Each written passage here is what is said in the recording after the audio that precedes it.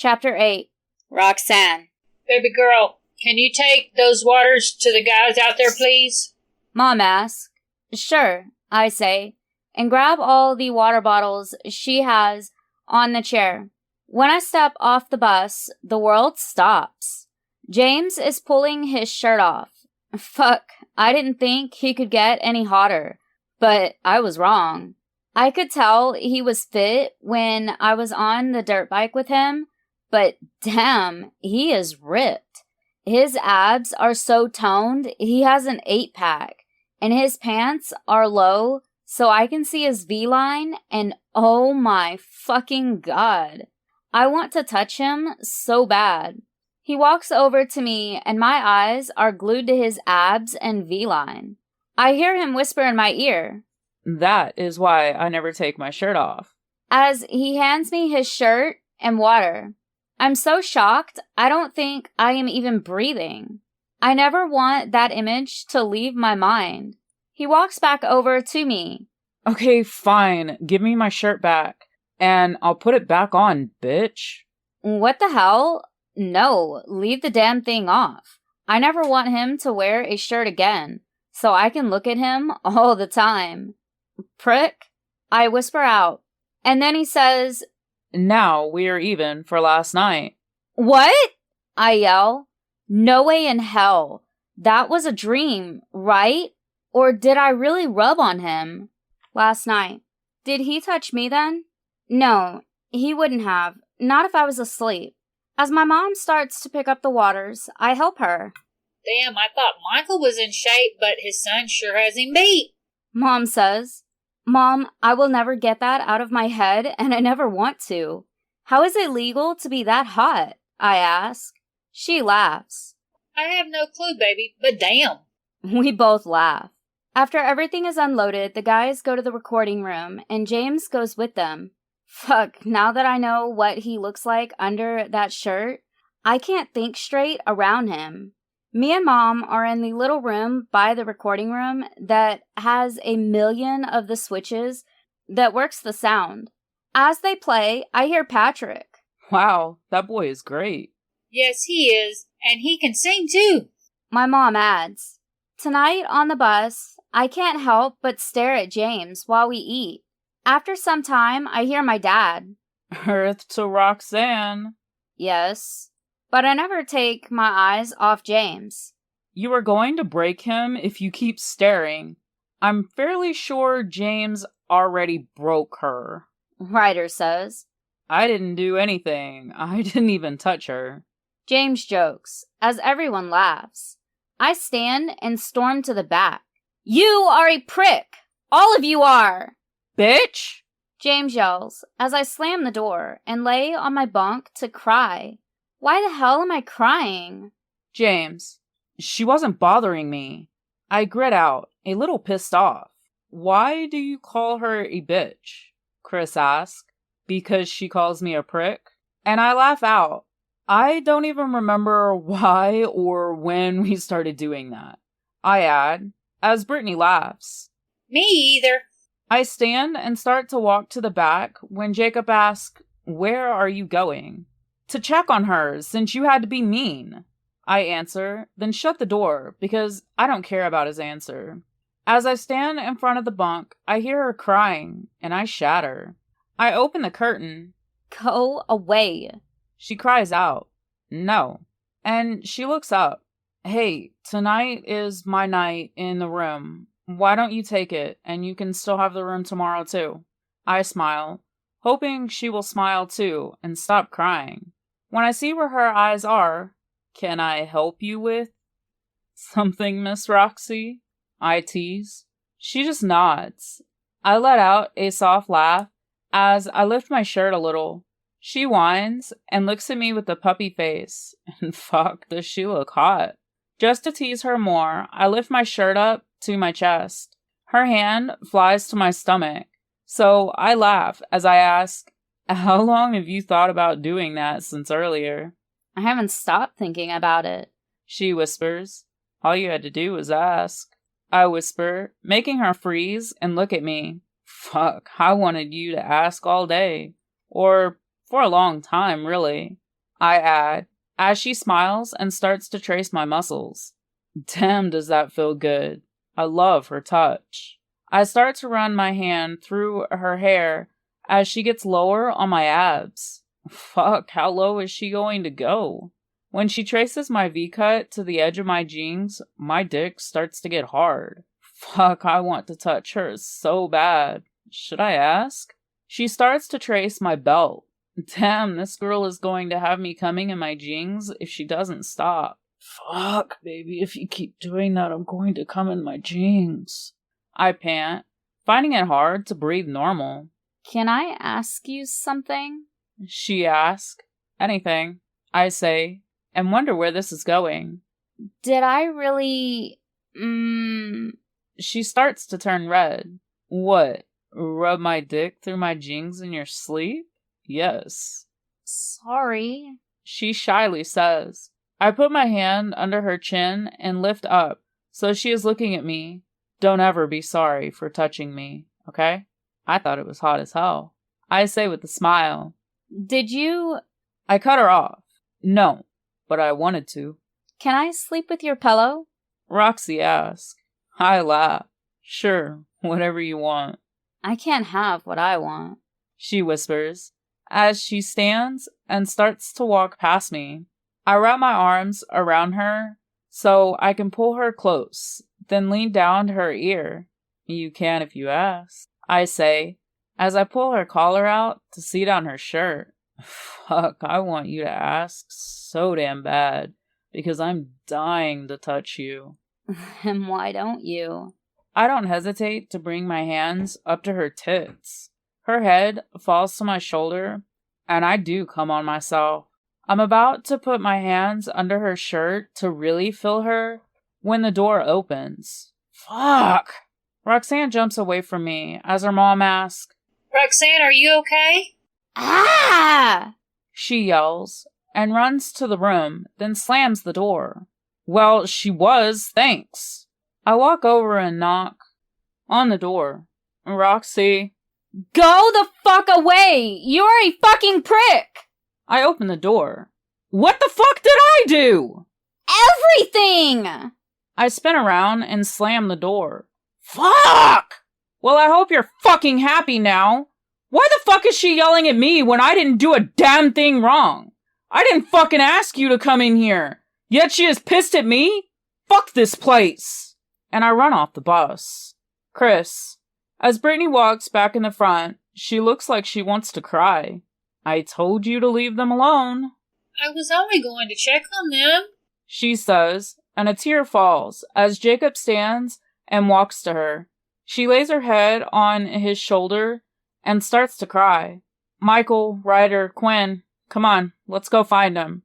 It's dark out, and this isn't the place for him to be wandering around. We aren't the only band here, I say, and we all walk off the bus. I hope we can find him easy. Michael is on the phone with Patrick, and Ryder is talking to the security that is by the bus. I walk inside to try and find him. I hope, if anything, he came in here and didn't try to wander off in a strange city. I can guess what they were doing by their reaction, so I know he is pissed.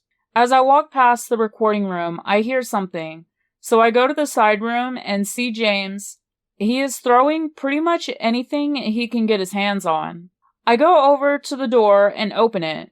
When I step in and close the door, I have to dodge a stool. Go the fuck away! He yells. I see the tears he is trying so hard to hide.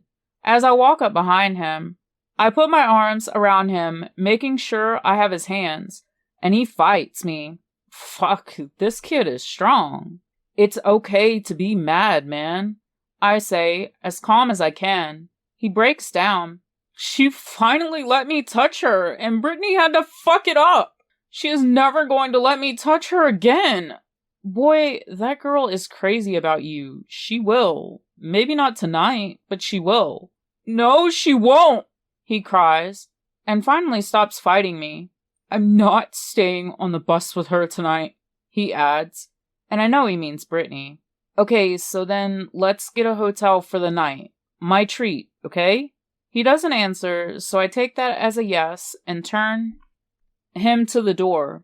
When we get outside the door, I see Patrick. Call his dad and let him know what happened and tell him I have James. We will be back tomorrow before the show. And then we leave. As soon as we get in the hotel, James hits the bed and goes to sleep, so I call Michael. Michael, walking around the buses, trying to find James. I really hope he didn't jump these cattle guards they have to keep the fans back. After what feels like a lifetime, my phone rings, and I rush to answer it, not even looking at who it is.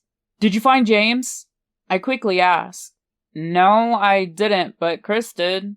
Your son did quite a number on the recording room, man. There is a ton of damage. Chris has James. He didn't say where they were going, though. Sorry. I drop my head. At least James is with someone from the band. Okay, I'll let the others know we found him, and then I'll come down there. Okay, I'll wait here then. As I'm walking back to the bus, Ryder and Quinn walk up too, and all three of us walk on the bus. Did you find him? Jacob asked. I didn't, but Chris did. Apparently James destroyed the recording room. Chris has him. I'll call in a bit to find out where. I know he is safe with Chris. Okay, I will come with you. Jacob asks, and turns to Brittany. Hun, are you okay? Yes, I'm fine. Go with Michael. So we walk off the bus as Ryder and Quinn follow. When we get to the recording room, it is bad. I'm not sure there is anything that isn't broken at this point. Damn, man, how strong is your son? Some of this shit is heavy. Ryder asks. I have no fucking clue, and I'm not sure I want to find out either. I say as I walk around. I wish I would have blown off my sexual tension by working out, so I was this strong at his age, instead of what I was doing. Quinn chimes in. Jacob softly adds, Fuck, me too. That boy is ripped. Like, damn. I thought he was a mirror image of you, bro, but only in the face, I guess. And some of the ways he acts. I guess I see why he was always in the gym at my house. So, damages. I asked Patrick. Well, the list of what's not broken, if anything, will be less than what is. What even happened to cause this? You don't want to know. I say. I can get you a total by tomorrow before we leave. Patrick says, as Jacob looks up. Get the total and we will split it. Make that 4 ways. We will all split this. I want to cry. These guys are like family. No, they are my family. Next to James and the Richardsons. When we get back to the bus, Brittany asks, So? And Quinn says, Well, I'm going to think twice before I piss that boy off from now on. And there is no way in hell I would do what Roxanne does. We laugh, and Jacob adds, I can't say I disagree, and if it weren't for the fact that I know he would never lay a hand on my baby girl, I wouldn't want him around her out of fear. He wouldn't lay a hand on her in a bad way. There is a lot of damage in the recording room. It's going to cost thousands to replace everything. I say, lowering my head. I'm still not sure how I feel about the first part either. Jacob all but whispers. My phone rings before I can say anything, and it's Chris, so I answer and put it on speaker. How is James? Asleep. We are at a hotel across town. He said he didn't want to stay on the bus. And let me add, fuck, Michael, that boy is strong. We all laugh. So, how much damage? Chris asked. Thousands, probably. Patrick said the list of what's not broken is little to none. I sadly say. We are going to split the cost 4 ways to help Michael, Ryder chimes in. No, make it 5. Chris puts in. Thanks, guys. I say, while fighting the tears. It's not like I need the help with money, but to know these guys have my back means everything. Chris pulls me out of my thoughts when he says, Man, this boy didn't do this with his mom. He just shut down after Lisa, but with Roxanne, he blew up, and he is cut off by... Don't fucking talk about her, I'll kick every one of your fucking asses! Fuck, I thought you were asleep!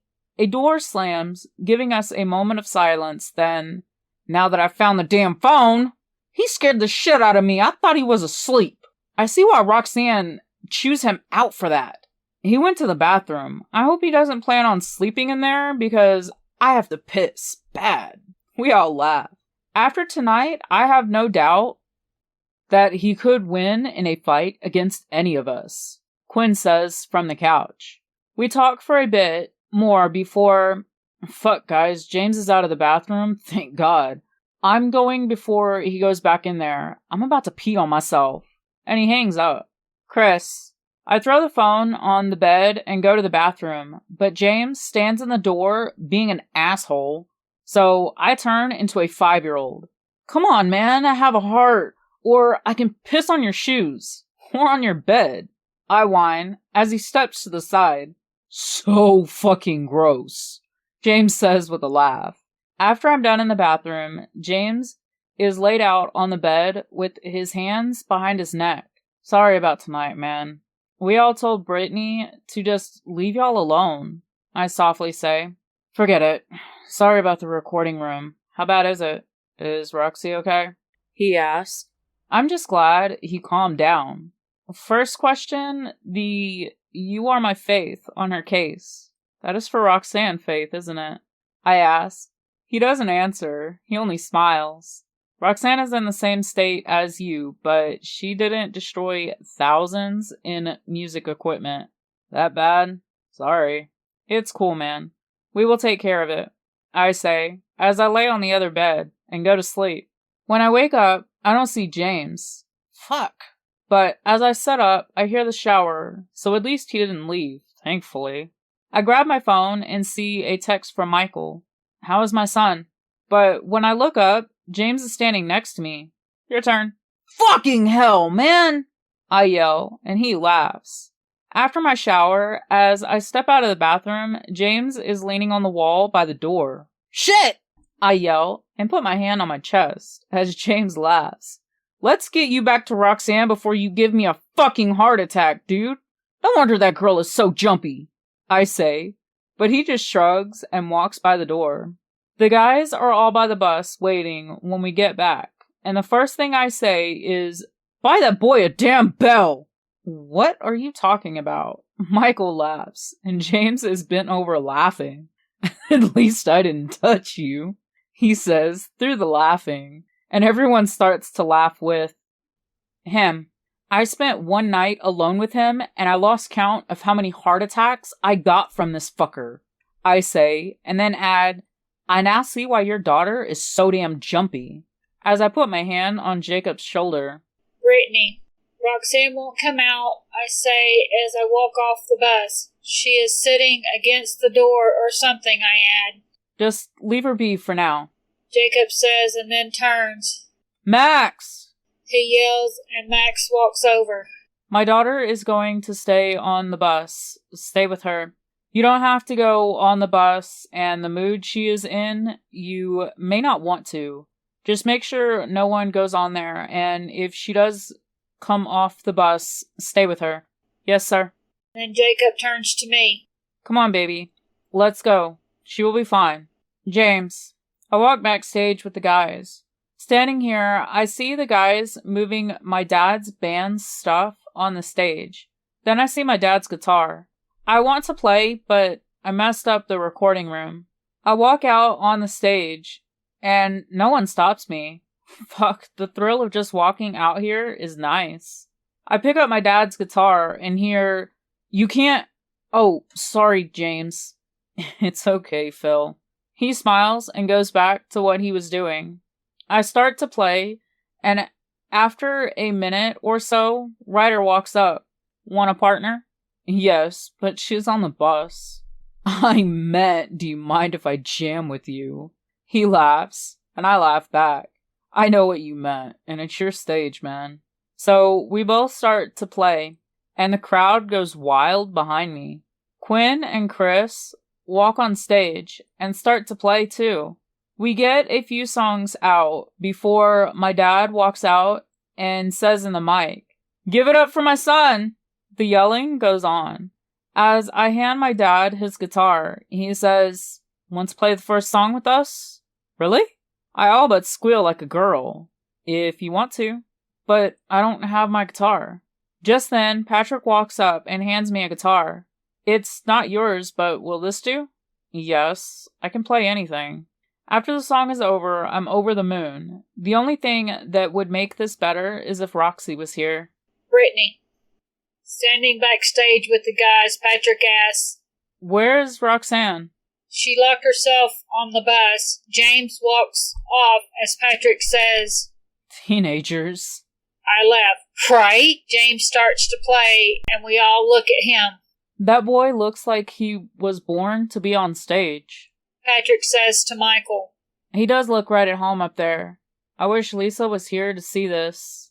He all but chokes out. I step up to him and say she can see him. Ryder goes out on stage and started to play with James, then shortly after the other two follow. I notice Michael is recording this and Patrick says over the music, Maybe we can get him out there before y'all on a few other concerts. The crowd is loving this. If it is okay with you and James is cool with it, I will make the calls. I will talk to him after the show. Here, hold this. Michael shouts and hands his phone to Patrick as him and Jacob go to the stage. After the first song is over, James starts to walk off the stage and the crowd yells, Boo! James is laughing. As he gets to me, I say, You were great, James. He doesn't say anything as he walks past me and hands the guitar to one of the guys. He doesn't stand with me, but he does watch the rest of the show and sings every song. I'm so lost in thought about yesterday, I don't even notice the band finished. Jacob, this last week has been hell. James and Roxanne are fighting like crazy over every little thing. Just yesterday, they were fighting over water as if it was the last bottle. When we tried to just hand them another bottle, they both blew up. Like, really? I'm so close to just telling Brittany to take them home, or take Roxanne home. James has been going on stage before us and goofing off. The crowd is loving it. Patrick said the fans are even starting to ask for it. For the past week, the only time he seems to not be pissed at the world is on stage. But the second he gets off, it is back to child from hell mood. Roxanne is in the same mood, but with her, it seems to be getting worse. Last night, Patrick had to tell them not to fight backstage. Brittany sits on my lap and whispers, This will be fun. I have a confused look. She finally says, incredibly quiet, She is a girl. Shit, I say, and drop my head. I guess I said that louder than I wanted because Quinn pauses his game and asks, What? This is what? 3 more day drive on this bus? I ask. Ryder walks from the kitchen and sits down. Yes, and it feels like a year away with them two fighting. Just then, we hear the yelling start again. They are awake, I guess. Damn, I hoped they would sleep the whole time, Michael says, and I feel his pain. Well, boys, buckle up, because a 14-year-old PMS is being added to the mix, I say, and try to laugh, but I want to cry. It's my fucking jacket that my mother got me, bitch! James yells, as Roxanne opens the door. I don't fucking care! You damn prick! My mom didn't buy me one! Roxanne yells back, and sits at the table. We all look at Brittany as she stops drinking the soda to say, What, we will have this talk in like a week. If you want to have this talk now with her, be my guest. I will wait. And it probably has more to do with the name on the jacket than the jacket itself. Then starts to play on her phone. It has nothing to do with it being his damn jacket! I fucking hate him! She yells, as James walks in and sits down on the couch as he opens her computer. That's my damn computer! God save us. It's my jacket! Fuck you, James! You wish, bitch! Prick! All goes quiet, and no one wants to make a sound in fear of setting them off again. My phone goes off, And it's Patrick. So, did I make the right choice by riding on this bus? What, you didn't want to be on the bus from hell? Fucking save us, dude. I type back. Hell no, you are on your own. One of those is your kid. So not a blessing at the moment. And add PMS to this? We are going crazy.